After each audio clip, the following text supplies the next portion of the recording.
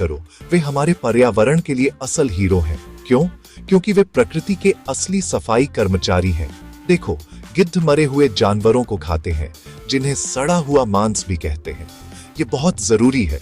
अगर ये लाशें सड़ने के लिए छोड़ दी जाए, अपने सुपर स्ट्रॉन्ग पेट के एसिड से सबसे खतरनाक बैक्टीरिया और वायरस को भी पचा सकते हैं। कोई दिक्कत नहीं। इसका मतलब है वे हमारे इकोसिस्टम से इन्फेक्शन और महामारियों को दूर रखते हैं। और क्या आप जानते हैं, गिद्ध सबसे बड़े पक्षियों में से एक हैं जो आपको मिलेंगे। उनकी चोंच बहुत सख्त और घुमावदार होती है, मांस फाड़ने के लिए एकदम सही, लेकिन उनके पंजे दूसरे शिकारी पक्षियों जितने नुकीले नहीं होते। उनकी नजर कमाल की तेज। वे आसमान में बहुत ऊपर से एक लाश को देख सकते हैं, यहाँ तक कि इतनी ऊंचाई पर उड़ते हुए भी। यह माउंट एवरेस्ट से भी ऊंचा है। भारत 9 अलग अलग गिद्ध प्रजातियों का घर है, ओरिएंटल व्हाइट बैक्ड से लेकर शक्तिशाली हिमालयन गिद्ध तक। लेकिन दशक से उनकी संख्या बहुत कम हो गई है। क्यों?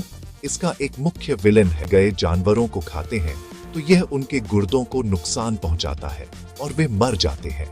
कीटनाशक और आवास का नुकसान है। डाइक्लोफेनाक पर प्रतिबंध लगाने और गिद्ध प्रजनन केंद्र स्थापित करने जैसे संरक्षण प्रयासों के कारण कुछ क्षेत्रों में थोड़ी वापसी हुई है।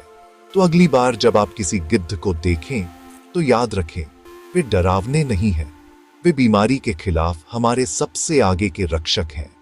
उनकी रक्षा करने का मतलब है अपनी और अपने पर्यावरण की रक्षा करना।